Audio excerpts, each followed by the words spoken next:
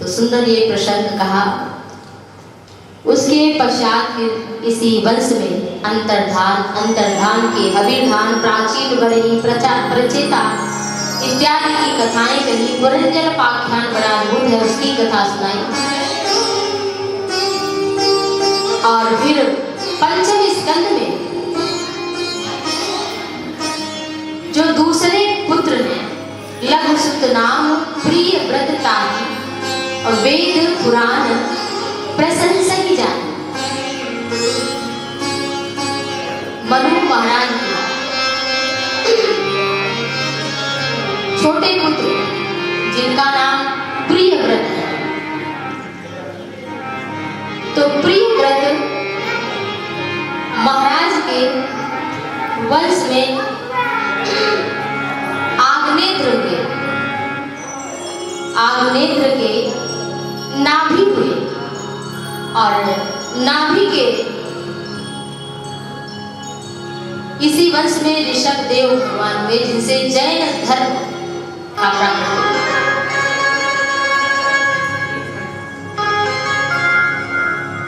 ऋषभ देव भगवान का विवाह इंद्र के पुत्री जयंती के साथ में हुआ। इंद्र का पुत्र है जयंत और पुत्री है जयंती। जयंती के साथ में भगवान ऋषभ का विवाह हुआ।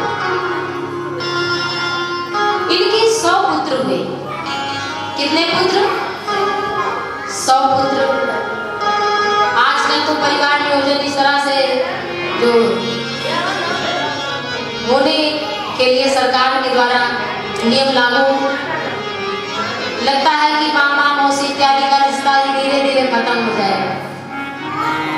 अब भाई जब 2 संतान अगर पुत्र हो गए तो मौसी कहाँ मिलेगी, बुआ कहाँ मिलेगी, पुत्रियां ही हो गई। तो ये संबंध कहीं सुनने को मिलेगा कि चाचा की बेटी को बुआ लगती है, बस अपनी जो ये संबंध है। यहाँ कितने पुत्र हैं? 100 पुत्र।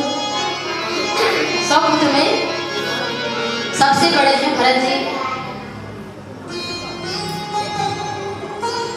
भाइयों की बड़ी दुर्लभ कथाएं हैं, अति सुंदर कथाएं। भाई, बड़ा भाई पिता तुल्य माना जाता है, छोटा भाई किसके समान? पुत्र। लेकिन बड़ा भाई क्या कर लेता है छोटे भाई के साथ कि बड़ा हो गया वो तो अपने परिवार को लेकर निकल जाता है और अपने छोटे भाई के साथ अन्याय करता है। ये जितने भाई हैं वो सब सुने, छोटा है तो वो पुत्रवत प्रेम तभी देगा जब आप उसे पिता के समान। ऐसा नहीं कि आपका विवाह हो गया आप अपने परिवार को लेकर निकल जाए। छोटा भाई 5 साल का है, आप 20 साल के तो आप निकल गए और बेचारा वो 15 साल छोटा, तो तब तक तो आपको के बहू और बेटे सभी आ गए, बेचारा वो रह गया। यहाँ राज्य किसको दिया? ऋषभ देव ने बड़े पुत्र भरत को। बहुत ही समझने की रामचरितमानस राम कथा में देखिए तो विभीषण की कथा है और रावण की कथा है। लेकिन रावण ने बेईमानी की तो परिणाम क्या आप सभी जानते हैं। बाली और सुग्रीव 2 भाइयों की कथा थी, बाली का क्या हुआ सभी जानते हैं। तो ये हर भाई के लिए कथा है। मनुष्य कृति कहती है चाहे छोटा भाई चाहे बड़ा भाई अपने भाई के साथ यदि बेईमानी करता है तो केवल 10 वर्ष उपयोग कर सकता है। और ये मैंने भी देखा। मैंने देखा था कि 10 वर्ष पूर्व जो भाई बड़ा अमीर था आज वो दर-दर ठोकरें खा रहा है, जिसकी बड़ी-बड़ी गाड़ियां थी, कई गायें थी, 10-20 नौकर चाकर थे। तो बड़े भाई को पिता का राज्य समर्पित कर जाता है तो उसकी जिम्मेवारी बनती है अपने पुत्रों से अधिक प्रेम दे उसे। तो फिर वो ना प्रेम दे तो वो फल भोग देगा। आपके साथ परमात्मा है, धर्म भी है, धर्म और क्षत्रिय रक्षता। राम बड़े भाई थे तो राम ने क्या किया कि मिलने जा रहा था राजपाट, लेकिन क्या सुबह पता चला कि भैया अब ये नहीं मिलेगा आपको। प्रसन्नता में अनागता अभिषेक तस्ता नमम ले वनवास दुखता मुखामुख श्री रघुनंदन से सदा सुसा मंजुल मंगल प्रदा। ऐसे मर्यादा पुरुषोत्तम भगवान श्री रामचंद्र जी जिन्होंने अपने छोटे भ्राता को अपने से बढ़कर प्रेम किया। अरे भरत प्राण प्रिय पावन राजू, जय हो। क्या बात है, राम जी का चरित्र कि हमारा प्राणों से प्यारा भरत राज पाता है। इसलिए अगर अभी भी बेईमानी हुई है आपसे तो उसको किनारे कर दीजिएगा ना, मुझे नहीं चाहिए। मुझे परमात्मा पर, अपने कर्म पर, अपने पौरुष पर, नहीं तो आप हमेशा दुखी बने रहेंगे। यही हमारे कर्म ही हमें काहू न को सुख दुख कर जाता, निज कृत कर्म भोग सब भ्राता। अगर आपने बेईमानी की है तो अगले जन्म में आप भिखारी बनकर हमको पैदा होना। अगर हमने 1 रुपए की बेईमानी की, भरत को राज्य मिला तो कहा कि नहीं राम जी पाएंगे, और राम जी को मिला कहानी भरत जी। सबको बराबर भागों में बांटा। पूरी राम कथा पढ़कर देखिए, किसी के पास ज्यादा 1 फुट जमीन नहीं, 1 ईटा जगह नहीं। ये हर भाइयों के लिए कथा है। कथा केवल सुनने के लिए थोड़ी ना है। परीक्षित के लिए 7 दिन का समय था तो उनके लिए केवल सुनना था, लेकिन हमारे आपके पास तो बहुत समय है। कितने समय निकल चुके और शायद बच गए 7 दिन से ज्यादा, तो अभी भी समय है। भरत राज्य छोड़ करके यद्यपि चले गए, कहाँ गए? कुलह आश्रम गंडकी नदी के तट, जहाँ पर भगवान शालिग्राम रहते हैं।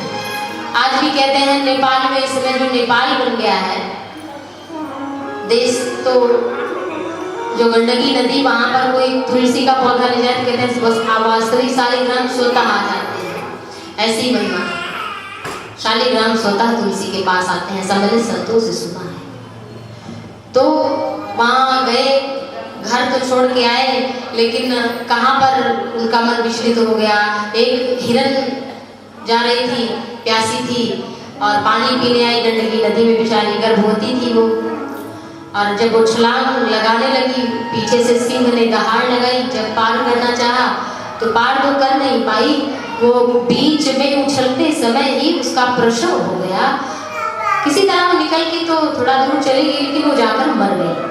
अब ये शावक जब भरत जी सूर्य को अर्घ दे रहे थे, जल में खड़े होकर देखा एक छोटा सा नन्हा सा हिरन का बच्चा पड़ा है, उसको उठाया और लेकर के आए कुटिया में। वहां तो सब छोड़ करके आए, लेकिन यहाँ उनका मन लग गया। अब उस हिरन के बच्चे को बड़ा कर देते, छोड़ देते, लेकिन ऐसा नहीं किया उन्होंने। अब तो थोड़ा बड़ा होने लगा तो उनका मोह उत्पन्न हो गया। बहुत मोह सकल व्याधिन कर मूला, तीनते पुनि उपजहि बहुसूला। कर्तव्य दया करो, लेकिन हमारे लिए क्या है कि हम जहां मन जोड़ते हैं फिर उसी के प्रति इतना आसक्त हो जाता है कि कैसे छूटना कठिन हो जाता है। संत जन कहते हैं भैया आप उस कीचड़ में क्यों जा रहे हैं जहां से आपको आके नहाना धोना पड़े, संतों का कथन है। लेकिन ये मन ऐसा मैला है, ऐसा चंचल है कि बिना ये कीचड़ में गए मानना ही नहीं स्वभाव। अच्छा, भरत जी इतना बड़ा राज्य साम्राज्य छोड़कर आए, लेकिन यहाँ एक बच्चे ने, हिरन के बच्चे में उनका मन लगे। और जब मन लग गया उनका तो क्या करते कि जब वो आसनी पर बैठते माला करते तो वो पीछे से आता, खुजलाता उन्हें, सींगों से थोड़ा इधर उधर करता, उनकी माला नोचता, तो बड़े खुश हो जाते कि जंगल में तुम्हारा मैं और मेरा तुम। जरा सोचिए, एक सम्राट, एक राजा राज्य को छोड़कर आया, लेकिन किसमें फंस गया? एक हिरन के बच्चे। भाई उसे बड़ा कर देते, छोड़ देते, लेकिन ऐसा नहीं हो पाया, उसमें मोह बढ़ता गया। अब उसके बिना उनका मन ही नहीं लगता था। पहले भगवान हृदय में दिखते थे, हिरन का बच्चा कहाँ गया, कहीं मर ना जाए, कहीं कुछ ना हो जाए। ये कथा हमें क्या संदेश दे रही भाई? यही कह रही है कि आप घर में हो, घर में ही भगवान को भीतर बसाने की कोशिश करो पहले, और जब मन लग जाए इतना तक कहीं जाना तो कोई बात नहीं, लेकिन मन लगे ना वहां जाकर अलग फंस जाओ, तो इससे बढ़िया कि घर ही में रहो।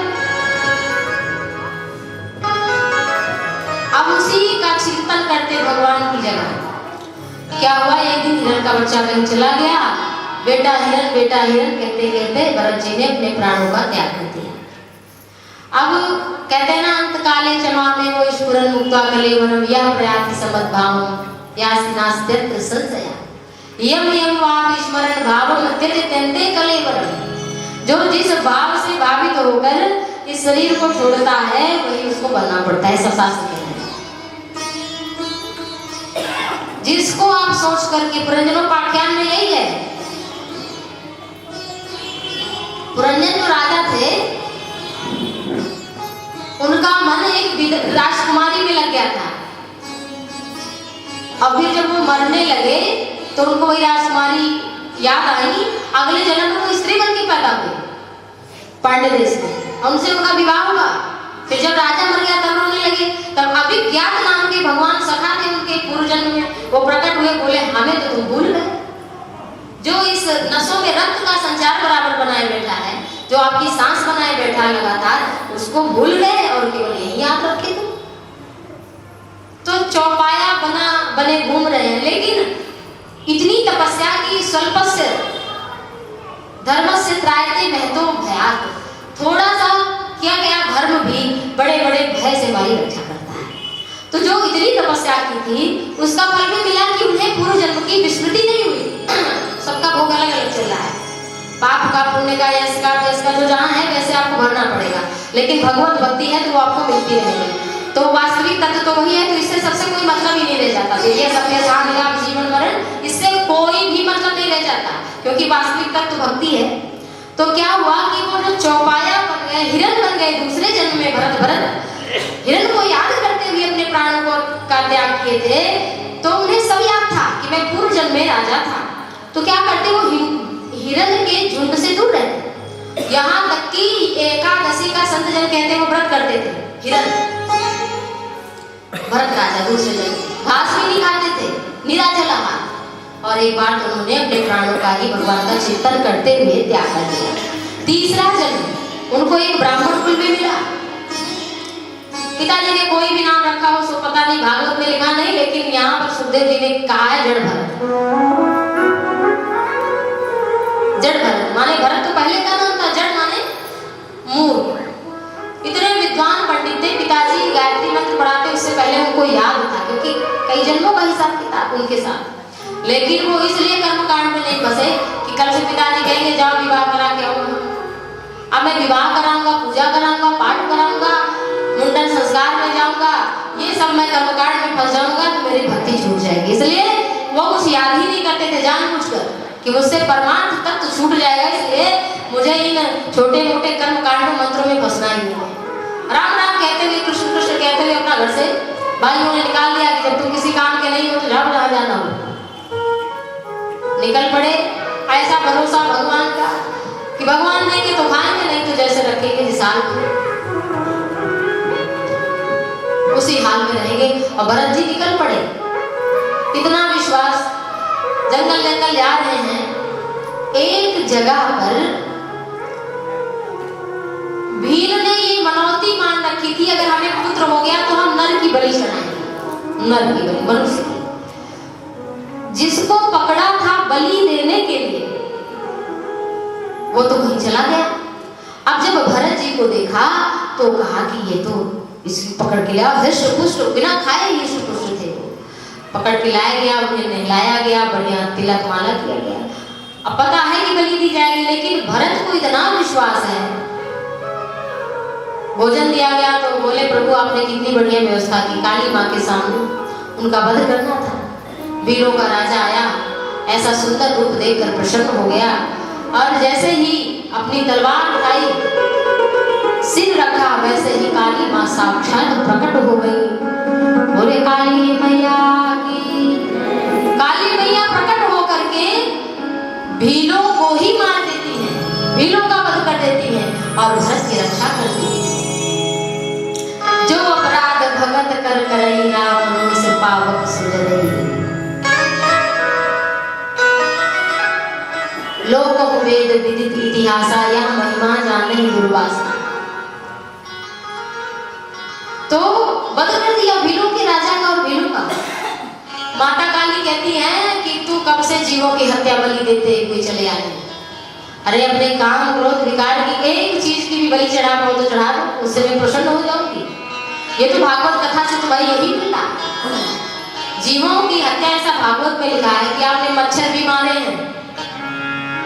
तो यहाँ जैसे हम लोग जब ये संसार छोड़कर जाते हैं तो भागवत में नारद जी ने ये सुंदर कथा सुनाई है कि वो देखो पृथु राजा को कि ये सब यज्ञ करने की जरूरत नहीं है। वो देखो आकाश में वहां जिनको मारा था ना वो सब खड़े हैं बदला लेने के लिए। हम मच्छर भी मारते हैं, अच्छा अपना बचाव तो करना जरूरी है, तो और किसी प्रकार से करिए, मच्छर मार मार के नहीं। अब भाई मैं तो एक दिन बहुत दुखी हो गई थी मच्छरों से, ऐसे काट लिया मच्छरों ने कि इतना दर्द ऐसे, पहले तो ऐसे मच्छर भी नहीं थे जितना हम काटते हैं, तो मच्छरों से नई नई बीमारियां कौन कौन सी अलग अलग आ गई हैं। तो खैर सुविधा रखिए। तो बताया कि वो देखो बकरे खड़े हैं जिन लोगों ने बलि दी थी, सबका दिखाया, जिनको खाया है जिनको मारा है वो सब खड़े हैं। जब यातना शरीर दी जाती है तो ये चाहे इतना मारो पीटो लेकिन ये मरता नहीं है, भोग तो भोगता है, कष्ट होता है। तो माता ने क्या किया, भरत की रक्षा की। इसका मतलब बलि प्रथा जो है ये बिल्कुल ही गलत है। और उसके बाद में फिर भरत जी माता काली को प्रणाम करके चल पड़े। राजा रघुगण, एक राजा है जिसका नाम है रघुगण, भगवान कपिल के आश्रम जा रहा है, क्यों, ज्ञान लेने के लिए, अभिमान कि मैं राजा हूं। और साधु के पास जाएं तो फिर अभिमान को त्याग करके जाएं, चाहे भले ही आप प्रधानमंत्री हो, मंत्री हो, संतरी कुछ भी हो, लेकिन अपने को दास बनाकर मानकर। तो फिर जा रहा अभिमान में राजा हूं, पालकी लेकर के कुछ लोग चल रहे हैं, और हुआ क्या कि भरत जी 4 पग भूमि आगे देख करके उसको उनको पालकी में जोत दिया कि चलो, एक सेवक कहीं भाग गया तो राजा रघुगण ने कहा कि बुलाओ इसी को। राजा रघुगण ब्रह्म विद्या से परिपूर्ण, ब्रह्म विद्या, ब्रह्म को प्राप्त महात्मा, ऐसे महात्मा कहां जुट गए वो, पालकी में जहां लगा दिया। लेकिन 4 पग भूमि हर वैष्णव बचाकर चलता है। यदि गाड़ी इत्यादि बैठे तो कहाँ ये संभव, आजकल तो भाई पाप कितना बढ़ता है, गाड़ी बैठ गए लाखों करोड़ों जीव मरते चले जा रहे हैं। और पाप चाहे जान में हो अनजान में, उसका फल तो भोगना पड़ेगा अवश्य। वो भोग तब प्रथम कर्म सुभाष हो, ऐसा श्रुतियां कहती है, ऐसे वेद कहते हैं। कोई कितने भी जन्म भाई ले ले, एक एक छोटे छोटे कर्म का हिसाब किताब हमको देना है। इसलिए सब जन कहते हैं कर्म करने में बहुत सावधानी रखो, बहुत सावधानी। उसके बाद गलती हो जाए तो भगवान को समर्पित करके उसके निमित्त, उसके प्रायश्चित के लिए अधिकाधिक भगवान नाम स्मरण करो, फिर भगवान को छोड़ो। लेकिन तब की बात तो 4 कदम आगे देखते, कोई चींटी ना मर जाए, कोई चींटा ना मर जाए, ऐसी वृत्ति में चल रहे थे। और जहां चींटी दिखी जगह पंक्तियां जा रही थी लाइन से। अच्छा हम ही सब बेलाइन है, ट्रैफिक देखिए, लोग कहां कहां से गाड़ी निकालते हैं, चींटियों को देखिए दीवार पर कैसा लाइन बना के चलते हैं। अच्छा एक चींटी, कभी कभी एक दो चींटी देखिए वो लौट कर शायद पूछते भी कुछ है, एक दोनों बात भी करती है चींटियां होती, भाई आप किधर चलना। तो लाइन जो है वो जिस तरह से चलना लाइन में चलती है, लेकिन मनुष्य भी तो नहीं चलना चाहिए। बगुला बगुले के पास बैठता है, हंस हंस के पास बैठेगा, कौवा कौवा की टोली में रहेगा, गिद्ध गिद्ध की टोली में रहेगा, गाय गाय की टोली में रहेगा, बच्चे बच्चे की टोली में, बूढ़े बूढ़े की टोली में। लेकिन मनुष्य जो है ये अपनी मानवता की टोली में बैठना ही नहीं चाहिए। जब भरत जी कूदे तो बांस से सिर टकराया, तो कहा रे ये कौन ऐसी धृष्टता कर रहा, मैं राजा हूं, मुझे जानते नहीं है। यमराज के बाद दंड देने में दूसरा नंबर हमारा ही है। भरत जी मौन रहते हैं, मौन रहना बहुत जरूरी है। अधिक बोलना कहते हैं गुनाह होता ही है, क्योंकि वाणी की शक्ति क्षीण होती है, अधिक बोलना ये गुनाह है। अधिका भला न बोलना, अति की बलि न चूक, अति का भला न बरसना, अति की बलि न दूं। सब कुछ लेवल में होना चाहिए, इक्वल होना चाहिए, कुछ ज्यादा कुछ कम, डिसबैलेंस जहां हुए वहीं गिर जाते हैं। सब कुछ बराबरी में। तो क्या हुआ, जब भरत जी कूदे और बांस से सिर टकराया तो डांटा। भरत जी ने सोचा ये ज्ञान प्राप्त करने जा रहा है, अपने को राजा मान रहा है, अभिमान में जा रहा है, इसे ज्ञान मिलेगा ही नहीं। और अगर ये जा ही रहा है, मैं इसे मिला हूं तो ये भगवत प्राप्ति करने जा रहा है, तो आज भी ना बोलूं तो मेरी वाणी बेकार है। अब आप कहें कि हम 3 घंटे बोल रहे हैं, 4 घंटे बोल रहे हैं, तो ये बोलना थोड़ी ना है, ये तो ब्रह्म विद्या है, ये तो ब्रह्म विद्या है, एक एक शब्द भगवान की बात होती है। तो क्या कहते हैं जड़ भरत जी, जिन्हें मूर्ख नाम रखा था पिताजी ने, वो क्या कहते हैं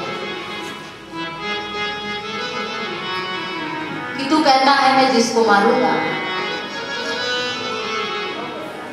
स्थौल्यं कार्श्यं व्याधयाधयश्च क्षुद्रिदभयं कलीच्छाजराच निद्रारतिर्मन्युरहं मदं शुचौ देहेन जातस्य हिमेन सस्ति जीवन मृतत्वं नियमेन राजन् आदन्तवद् कृतस्य दृष्टम्। कहते हैं जड़ भरत, तू कह रहा हूं मैं मारने को कि अभी खबर लेता हूं यमराज के बाद आपका ही नंबर है, तो मारेगा किसको? इस जड़ शरीर को? क्या तू आत्मा को मार सकता है? अजो नित्य शाश्वतो अयम हन्यते न हन्यमाने शरीर, जो अजर है, अमर है, शाश्वत है, क्या तू उसको मार सकता है? आत्मा को तू मार सकता है? तेरे में इतनी सामर्थ्य है? भरत जी कह रहे हैं अरे तू मारेगा। स्थौल्यम कार्श्यम व्याधयाधयश्च, अगर तू मारेगा तो इस भौतिक रूप को मारेगा, लेकिन नैनम छिन्दन्ति शस्त्राणि नैनम दहति पावका न चैनम क्लेदं त्यागो न शोषयति मारुता। ना जिसे शस्त्र काट सकती है, ना वायु सुखा सकती है, ना जल गला सकती है, ना जल डुबा सकती है और ना आग जला सकती है, क्या तू उसे मार पाएगा? उसने रघुवर ने सोचा कि मैं जो ज्ञान पाना चाहता हूं ये साधारण सेवक तो नहीं है। मुझे तो लगता है कि राख में जिस तरह से अग्नि का अंगारा जब छुप जाता है तो दिखाई नहीं पड़ता, ऐसे ये तो महापुरुष योगी है, कोई संपन्न योग से महापुरुष है, मैंने इसे पहचाना नहीं। कहा जीवन मृतत्व नियमेन राजन, हे राजन जीवन मृतत्व नियमेन, जीवन और मृत्यु तो इस संसार का नियम है। तू क्या मानेगा? ये तो पहले का नियम है रे। अगर मानना चाहता है तो शाश्वत को मार नहीं सकता तू। जीवन मृतत्व नियमेन राजन, हे राजन सुन, ये शाश्वत है, ये तेरी बनाई बात नहीं है सृष्टि, ये परमात्मा ने जीवन मृत्यु को बना दिया था पहले। तू क्या मारेगा? तू खुद ही मरने वाला, आज नहीं तो कल। कस्तुम निगूढ़श्चरसि दुजानां बिभर्षि शूद्र कतमो वधूतः कस्यापि कुत्रत्य इहापि कस्मात् क्षेमाय नश्चोदति नोत शुक्ला। शुक्ला माने कपिल श्रेष्ठ। आप जिन भगवान श्री कपिल भगवान से ज्ञान प्राप्त करने जा रहे हैं ना, उन परमात्मा के पास पहुंचने तक के लिए दीनता चाहिए। दीनता ये पालकी के अभिमान में नहीं बढ़ते जाए। अरे दीन बन के जाओ, फिर भगवान तुझे सब कुछ देंगे। ऐसे कस्तुम निगूढ़श्चरसि, निगूढ़ माने गूढ़ बात। तुरंत इतनी बात सुन करके तो रघुवर पालकी से कूद पड़ा, चरणों में गिर पड़ा और कहने लगा मैंने आपको एक साधारण इंसान समझा, मुझसे कोई बड़ी भूल हो गई। आपके कंधे पर ये जनेऊ, आपके मुखमंडल पर ये तेज, आप कोई योगी संपन्न महापुरुष कौन है? आप कौन देखता है? संत ना मिलते तो भगवान का शायद रघुवर को दर्शन दिया। आप जितनी भी कथाएं सुनेंगे, पहले संत मिले फिर भगवंत मिले। पहला सोपान है प्रथम भगति संतन कर।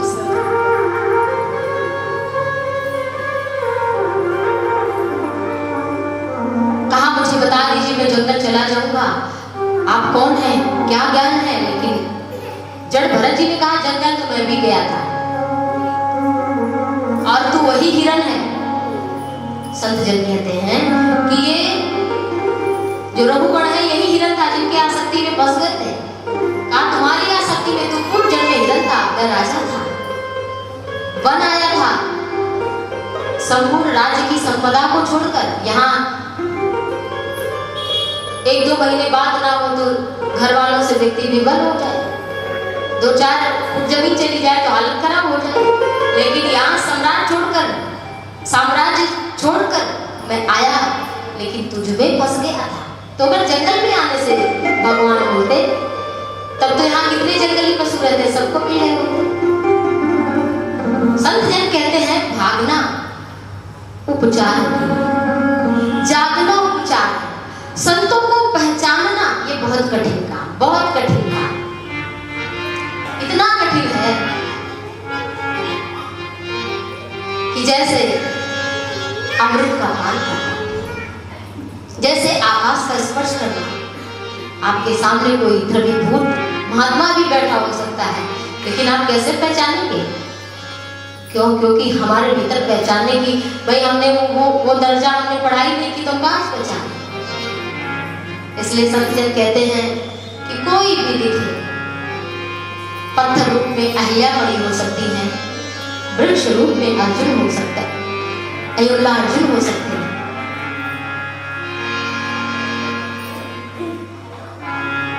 पहचानो। बंदर रूप में हनुमान हो सकते हैं। तो किसी भी जीव का अपमान न हो, सभी का इतना ही सम्मान हो जैसे भगवान का करते हैं।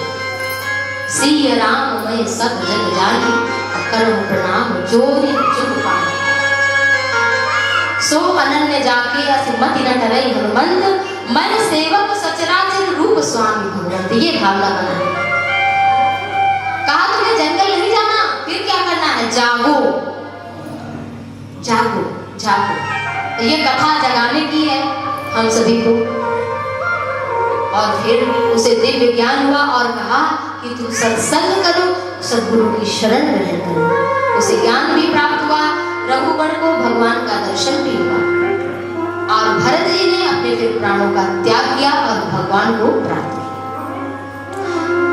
कहते हैं भगवान सुखदेव, अगर पूरी इसकी कथा ठीक से पढ़िए तो कहते हैं कि जैसे मच्छर गरुड़ की होड़ कभी नहीं कर सकता, एक मच्छर, ऐसे कोई संसार का महापुरुष मन से भी जड़ भरत की तपस्या को करने के लिए सोच भी नहीं सकता। ऐसी इनकी गाथा, ऐसा इनका त्याग, ऐसा इनका वैराग्य है। बोले जड़ भरत महाराज की। तो ऐसे महापुरुष, तो और हम सब कहाँ उलझे हैं?